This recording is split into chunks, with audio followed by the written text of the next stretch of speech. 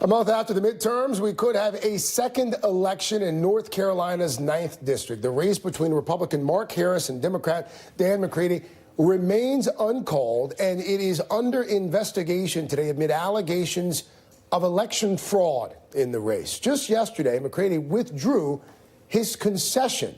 NBC News has retracted its call as well of that race for Harris. NBC's Katie Beck is live in Bladen County, which is situated between Wilmington and Fayetteville. Katie, where do things stand in the investigation at this point into possible absentee ballot tampering? Well, right now, Craig, they are doing a deep dive investigation into these absentee ballots, trying to figure out just how many were collected, just how many were tampered with, possibly thrown out.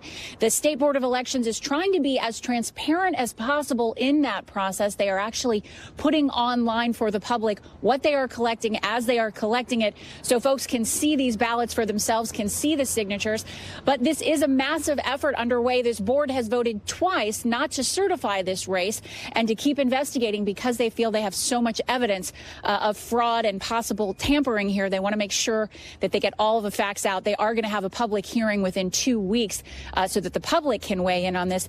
In the meantime, as you said, the Democratic candidate yesterday withdrawing his concession and calling on his opponent to be honest about what he knew and when he knew it. Here's what he had to say. I didn't serve overseas in the Marine Corps just to come back home and watch politicians, your criminals, attack our democracy. That's why today I withdraw my concession to Mark Harris, who's remained completely silent. And I call on Mark Harris to tell us exactly what he knew and when he knew it. Now, we spoke to a voter here on the ground in Bladen County who says that a woman knocked on her door in October asking for that absentee ballot. She trusted that this woman was an official, and without signing or sealing the ballot, she just handed it over. That is a story that now the Elections Board are collecting accounts like hers, trying to figure out just how many people had that happen to them. Craig? Katie, how much do we know about this Republican consultant who worked for Mark Harris, who's at the center of this investigation, apparently?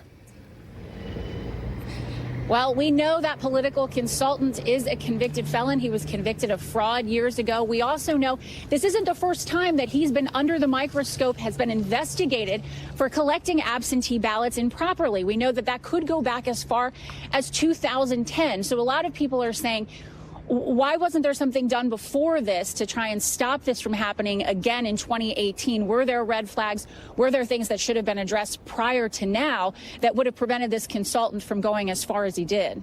All right. Katie Beck for us there in Bladen County, North Carolina. Keep us posted, Katie. Thank you. Elise Jordan is with me, former aide to the George W. Bush White House. She's also an Msnbc political analyst. And Donna Edwards, former Democratic Congresswoman from Maryland, joins me as well on this Friday. Congresswoman, let me start with you. Just yesterday, North Carolina Republican leaders apparently shifting, saying that they would support a new election if alleged fraud is shown to have changed the race. They had previously called on the Board of Elections to quickly certify the results.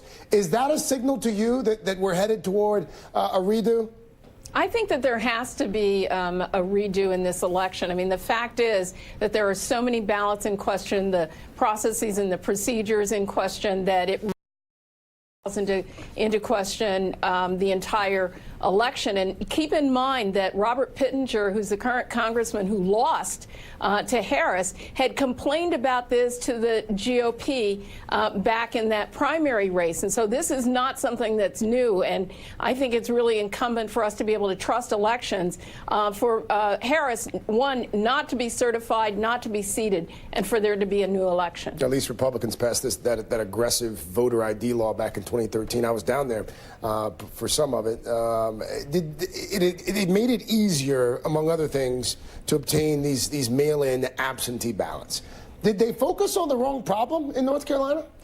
Well, I think that certainly this county and the disproportionate amount of absentee ballots that came in the primary election and then in the November election is something that should have been on the radar this go-round. I think that Donna's point is really the key point here, that the incumbent Republican congressman, Robert Pittenger, had complained, and he had said to the state party and to the national party that something was awry and nothing was done because the focus was on the defeating Dan McCready. Yeah.